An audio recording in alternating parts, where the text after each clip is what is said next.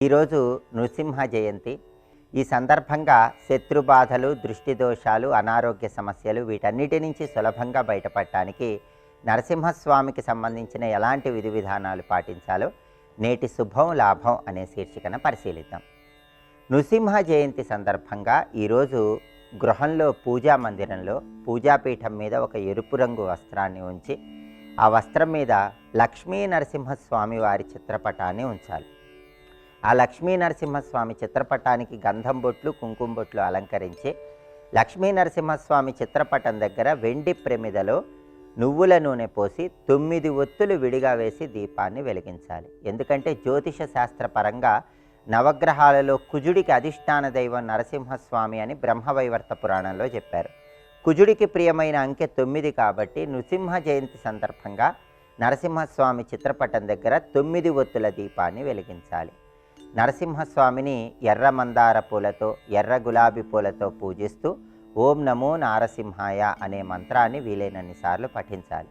నరసింహస్వామికి వడపప్పు, పానక నైవేద్యంగా సమర్పించాలి. ఇలా గృహంలో నరసింహస్వామిని పూజించినట్లయితే నృసింహ జయంతి సందర్భంగా నరసింహస్వామి సంపూర్ణమైన అనుగ్రహం కలిగి అనారోగ్య సమస్యలు తొలగిపోతాయి. అపమృత్యు దోషాల నుంచి బయటపడవచ్చు. దృష్టి దోషము, శత్రుబాధల నుంచి బయటపడవచ్చు. అలాగే సమస్త శుభాలు చేకూరాలంటే ఈరోజు దగ్గరలో ఉన్నటువంటి నరసింహస్వామి ఆలయానికి వెళ్ళి దర్శనం చేసుకోవటం, నరసింహస్వామి ఆలయ ప్రాంగణంలో దీపాన్ని వెలిగించటం, నరసింహస్వామి ఆలయంలో 9 ప్రదక్షిణలు చేయాలి. అలాగే నరసింహస్వామి ఆలయ ప్రాంగణంలో భక్తులకి ఈరోజు పానకం పంచిపెట్టడం ద్వారా కూడా విశేషమైన శుభ ఫలితాలు కలుగుతాయి. అదేవిధంగా నృసింహ జయంతి సందర్భంగా పానకం నిండిన కుండ ఎవరికైనా దానం ఇచ్చినా కూడా సమస్త శుభాలు చేకూరతాయి.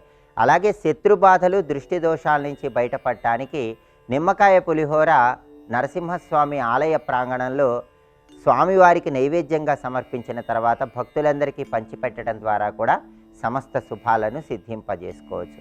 అలాగే నరసింహస్వామి ఆలయంలో కానీ గృహంలో కానీ లక్ష్మీ నృసింహ కరావలంబ స్తోత్రాన్ని పఠించినట్లయితే నరసింహస్వామి సంపూర్ణమైన అనుగ్రహానికి పాత్రలై సమస్త శుభాలను సిద్ధింపజేసుకోవచ్చు.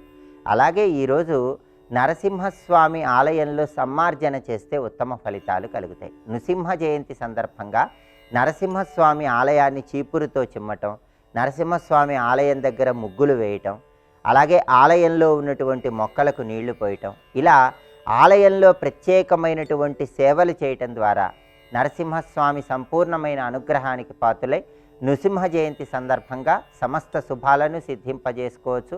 నరసింహస్వామి అనుగ్రహానికి పాత్రులు కావచ్చు.